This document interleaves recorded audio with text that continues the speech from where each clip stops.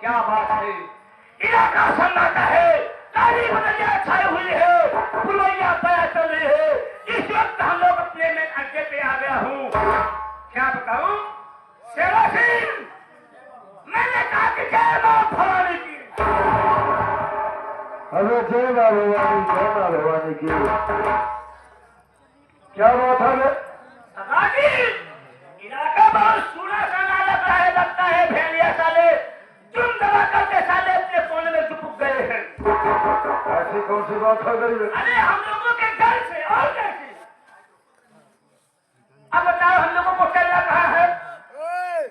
तुमको नहीं पता साले कहाँ चलना? कहाँ चलना? इतना दिन रहते हो गया साले साथ में। कोई बात नहीं शेरा सिंह, पटेल जी बहुत से आलू लाए हुए हैं, और वो करते हैं हम लोग सारा आलू लूट लेते हैं।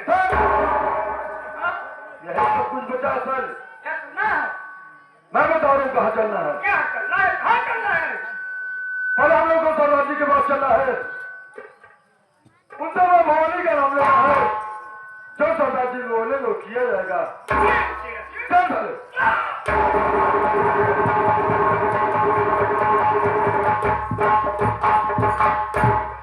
सरदार जी जय मां भवानी की।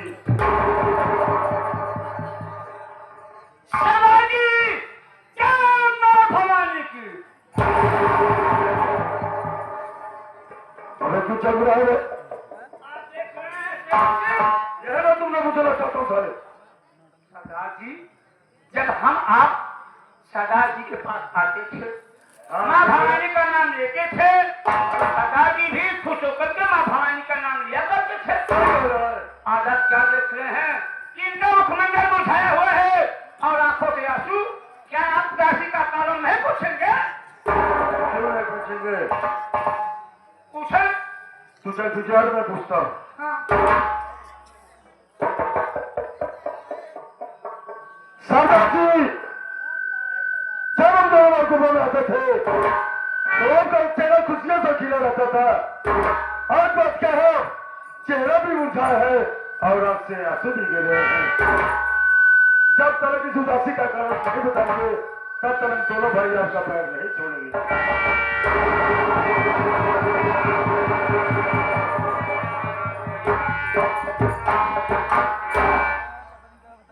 शेरा सिंह, जी सरदार जी। तुम मेरा उदासी का कारण जानना चाहते हो? जी सरदार जी। क्या फिर बात क्या है? इससे पहले कि जब कभी भी मैं आता था और तुमसे मुलाकात होती थी तो मैं बहुत खुश रहता था। जी सरदार जी। लेकिन अब क्या बात है जो है मैं बहुत उदास और बहुत नाराज हूँ। जी सरदार जी। शेरा सिंह, अगर तुमको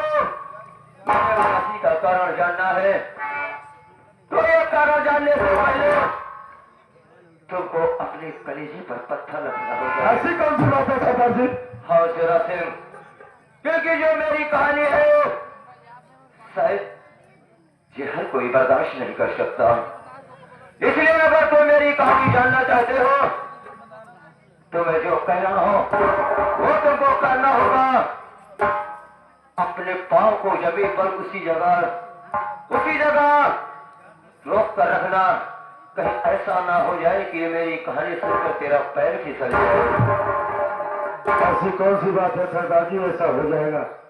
तेरा सिंह, तुझको मालूम है कि आज मैं डाकू गंगा सिंह के नाम से मशहूर हूँ। डाकू गंगा सिंह के नाम से मशहूर हूँ, लेकिन तेरा सिंह, शायद तुझको ये मालूम नहीं है कि आज ये डाकू गंगा सिंह कैसे बना। कैसे सरदार जी? तुमको मालूम होना चाहिए कि एक समय एक वक्त ऐसा भी था जब मैं अपने परिवार, अपने फैमिली में माता पिता भाई बहन के साथ बहुत हंसी खुशी से अपनी जिंदगी बिताते थे। जी सरदार जी। लेकिन शेरा सिंह, एक वक्त ऐसा आया कि उस वक्त में हम लोगों को बदल कर रख दिया रे। शिव समय की बात है जब मैं बहुत छोटा सा था, और तुझको शायद मालूम नहीं होगा कि मैं इसी ग्राम सभा धारा नगरी का रहने वाला हूँ। इसी धारा नगरी का रहने वाला हूँ, और घर में मेरे पिताजी थे जिनका नाम श्रीमान गोपी किसान था। माता जी थी जिनका नाम श्रीमती सुशीला देवी था। घर में मैं बड़ा था, मेरा नाम हीरा, और मुझसे छोटा भाई जिसका नाम मोती, और उससे भी छोटी एक बहन थी जिसका नाम सपना था। सबको मालूम है कि मेरे पिताजी मेरे गांव के जमींदार यानी कि बाबू बादल सिंह के यहाँ काम किया करते थे। एक समय की बात है जब मेरे घर में बहुत परेशानी, बहुत लाचारी थी। इसके वजह से मेरे पिताजी बाबू बादल सिंह के यहाँ गए और बोले कि ठाकुर साहब, हमारे घर में बहुत परेशानी है, बहुत तकलीफ है, मुझको 500 रुपए कर्ज के तौर पर दे दो, मैं काम करके कुछ दिन के बाद आपका एक पाइप चुका दूंगा।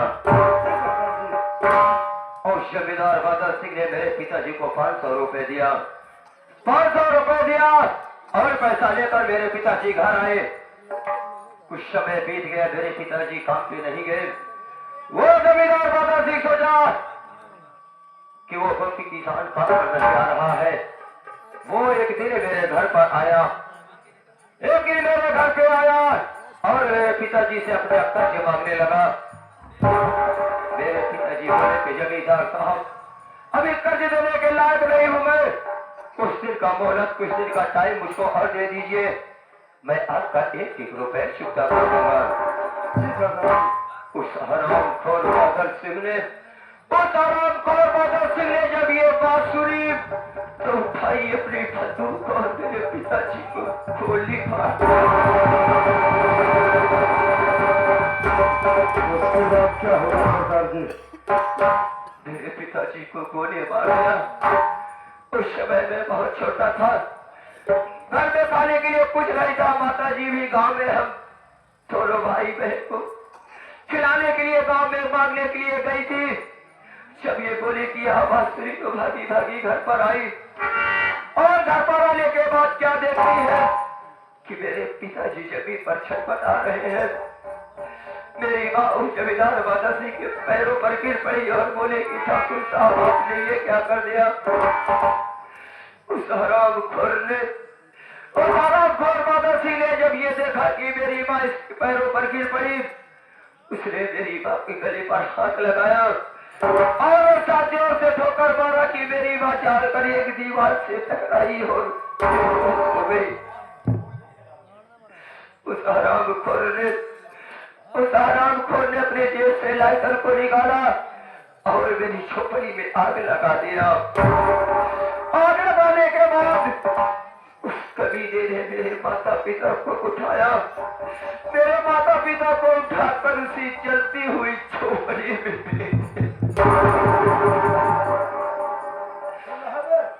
मैं बहुत छोटा सा था, कुछ करने के लायक नहीं था, लेकिन जब अपने माता पिता का ये हाल देखा बर्दाश्त नहीं हुआ, भागा गया और उस हरामखोर जमींदार के गिरेबान पर हाथ डाल दिया। जब ये जमींदार बादल सिंह ने देखा कि छोटा सा लड़का मेरे गिरबान तक पहुंच गया, उस हरामखोर ने अपनी बंदूक के पट से मेरे सर पे वार किया। सर पे वार करने के बाद मुझको ले जाकर पहाड़ी के नीचे फेंक दिया। कोई समय बीतने के बाद जब मुझको होश आया तो मैं क्या देखता हूँ कि मैं डाकुओं के गिरोह में पड़ा हूँ। मैं देखा तो मेरे कुछ समझ में नहीं आया कि आखिर मैं यहाँ पर कैसे पहुंच आया। मैंने उस गिरोह के सरदार को बोलने लगा कि सरदार जी मैं यहाँ कैसे। उन्होंने मुझसे पूरी अपनी बीती पूछी। मैंने पूरी कहानी उनको बताया। बताने के बाद मैंने बोला कि सरदार जी मुझको मेरे घर पहुंचा दीजिए। लेकिन वो सरदार जी बोले कि बेटा हीरा, अगर तू इस अवस्था में घर जाएगा तो ये बता घर जाने के बाद तो उस हरामखोर बादल सिंह से अपना और अपने माता पिता का बदला ले सकता है। ये बात सुनकर मेरे समझ में आया कि सरदार जी ये बात सही कह रहे हैं। उसके बाद सरदार जी ने बोला कि हीरा, अगर तुझको अपने माता पिता का बदला लेना है सबसे बड़ा हीरा नाम बदलकर डाकू गंगा सिंह के नाम से मशहूर हो जा। डाकू गंगा सिंह के नाम से मशहूर हो जा। डाकू गंगा सिंह के नाम से मशहूर हो जा। यही है मेरी कहानी हीरा सिंह। ऐसा है, ज्यादा वार्तालाप करने का टाइम नहीं है। चलो हम लोग इस वक्त उस हरामखोर जमींदार बादल सिंह के पास चलते हैं। चलिए सरदार जी। और जहाँ कहीं भी मिलेगा उस हरामखोर को मौत के घाट उतार देंगे। क्यों नहीं आ सरदार रहा हो हरामखोर बादल सिंह। देखता हो हरामखोर तो इस डाकू गंगा सिंह से बचकर कहाँ तक जाता है।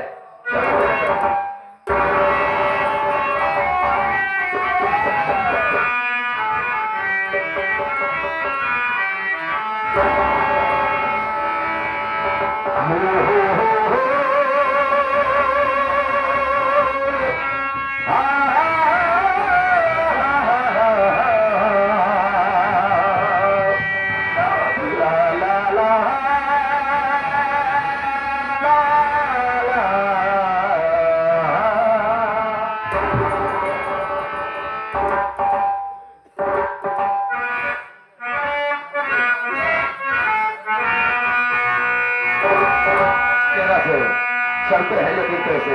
चलिए सर, कैसे सरदार जी? बात